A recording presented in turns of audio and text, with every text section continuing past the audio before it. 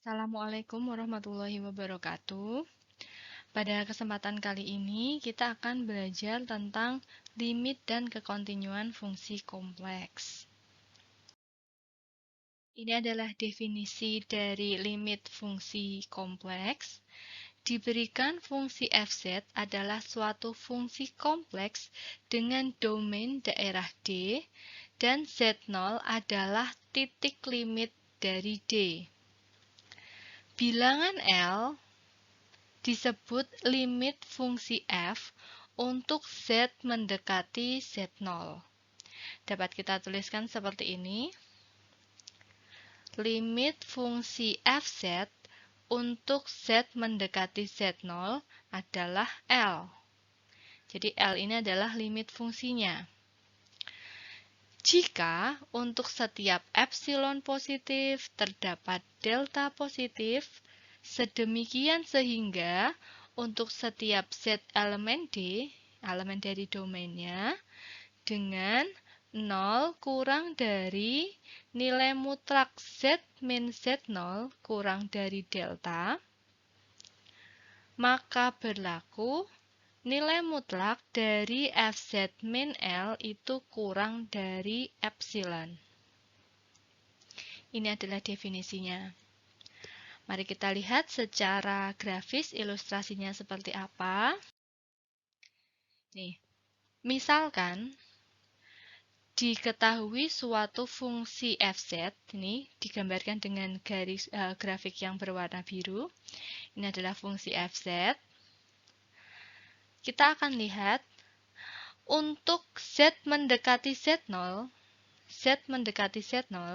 domainnya di sini domainnya yang mendatar ya, sumbu z. Untuk z mendekati z0, limit fungsi fz itu adalah L. Dapat dilihat di sini. Di sini untuk nilai fungsi di sini ini belum diketahui atau tidak disyaratkan jika fungsi di sini harus terdefinisi. Maka di sini saya beri simbol lingkaran yang berlubang. Artinya kurva fz di sini terputus di tengah sini. Ini terputus bolong untuk nilai z menuju z0. Nah, limitnya adalah L. Limit itu kan mendekati. Mendekati itu tidak pernah sampai, ya. Mendekati saja. Jadi pada saat z menuju z0, baik didekati dari kiri maupun didekati dari kanan, maka fungsi f-nya itu akan mendekati L. Pada saat z mendekati z0, maka fungsinya akan mendekati L. Seperti itu. Nah, hal ini bisa dibuktikan secara definitif itu jika kita punya sebuah epsilon positif. Epsilon itu adalah suatu nilai yang sangat kecil. Jika untuk setiap epsilon positif, kita bisa menemukan delta positif. Setiap epsilon positif, kita bisa menemukan delta positif yang jika z min z0 itu kurang dari delta, maka berlaku fz min L kurang dari epsilon. Maka dia dikatakan limitnya itu adalah L.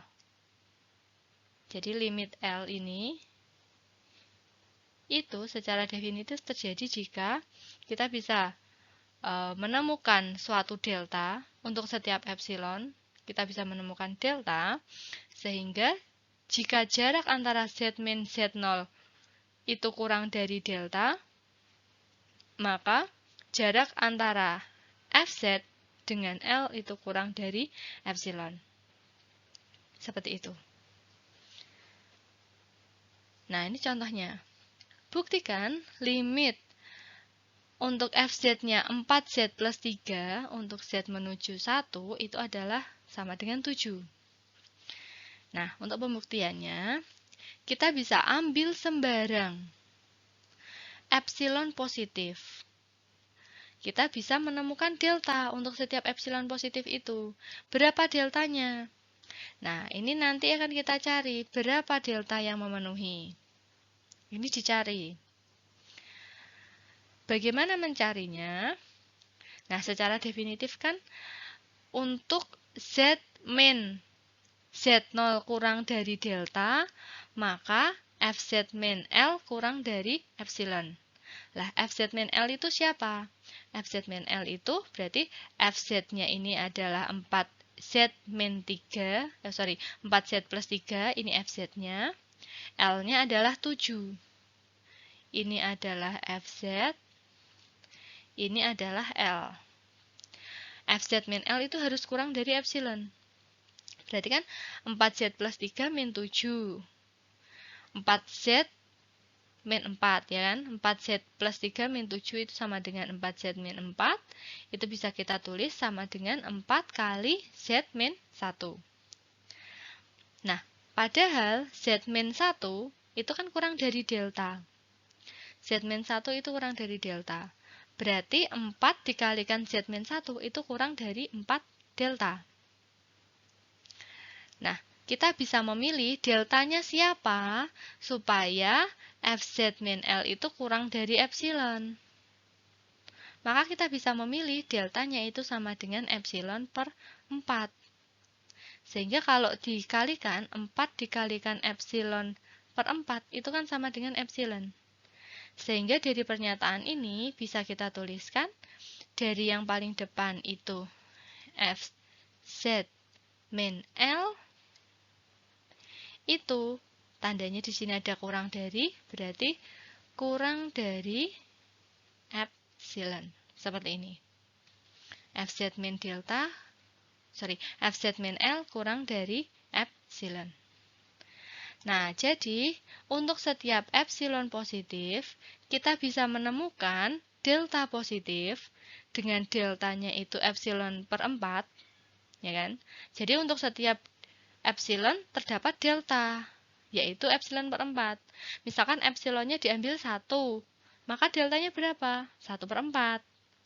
Misalkan epsilonnya 10, berarti deltanya berapa? 10 per 4.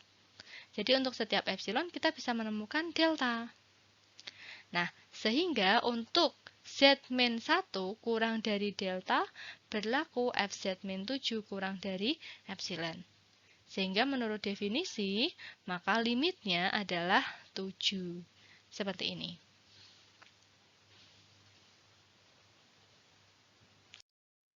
Nah, jadi kalau misalkan kita punya suatu limit, limitnya bisa dicari, limitnya ketemu, maka limitnya itu adalah tunggal. Kemudian Z itu mendekati Z0 dari berbagai arah atau berbagai lintasan. Jika untuk lintasan yang berbeda, nilai Fz untuk Z menuju Z0 itu berbeda, maka limitnya tidak ada. Yang terakhir, Fz itu tidak disyaratkan harus terdefinisi di Z sama dengan Z0. Tidak disyaratkan. Nah, tapi kita bisa mencari limitnya, karena limit itu kan hanya mendekati saja. Mendekati, tidak harus nilai fungsi di titik tersebut ada. Gitu, jadi tidak disyaratkan harus terdefinisi. Seperti ini. Berikutnya kita punya definisi dari kekontinuan fungsi. Jadi Fz, fungsi Fz ini dikatakan kontinu di Z sama dengan Z0 jika limit fungsinya ada untuk Z menuju Z0, nilai fungsi di titik Z0 itu ada, dan nilai limit sama dengan nilai fungsinya. Jadi ketiga syarat ini menyatakan bahwa fungsi Fz itu kontinu di Z sama dengan Z0. Jadi kalau secara ilustrasi kita bisa lihat gini. Misalkan kita punya fungsi. Ini kan tadi nilai fungsinya masih berlubang gitu ya, masih mendekati saja. Jadi untuk Z menuju Z0, limitnya menuju L. Katakanlah di sini adalah L. Ini adalah Z0. Gini. Untuk Z menuju Z0, maka nilai fungsinya itu akan menuju L. Berarti limitnya itu adalah L. L itu adalah limit. Berarti kan limit fungsinya ada. Siapa? L. Nilai fungsinya ada tidak? Misalkan nilai fungsinya ada dan dia adalah fz0, berarti kan di sini ada yang mengisi. Jadi tadi di sini kita ilustrasikan sebagai lingkaran yang berlubang karena nilainya belum ada atau tidak ada atau tidak disyaratkan dia harus terdefinisi. Nggak masalah walaupun di sini tidak terdefinisi pun limitnya masih bisa kita temukan. Nah, tapi jika nilai fungsinya itu adalah fz0, berarti di sini ada yang mengisi di tengahnya di sini. Ini adalah fz0 dan nilai fz0 itu sama dengan limit fz untuk z menuju z0, berarti sama dengan L itu sendiri. Jadi fz0 dan L itu sama, maka dikatakan fungsi fz ini kontinu. Tetapi jika tidak sama, ya berarti tidak kontinu. Misalkan limitnya adalah L di sini. Ini adalah limitnya. Tapi nilai fungsinya ada di sini. Misalkan di sini kita punya fz0. Di sini. Nilai fungsinya fz0, padahal limitnya L. Berarti ini tidak kontinu. Sehingga kontinu itu jika limitnya ada, nilai fungsinya ada, nilai fungsi dan nilai limitnya sama. Seperti ini. Ini adalah definisi dari kekontinuan fungsi.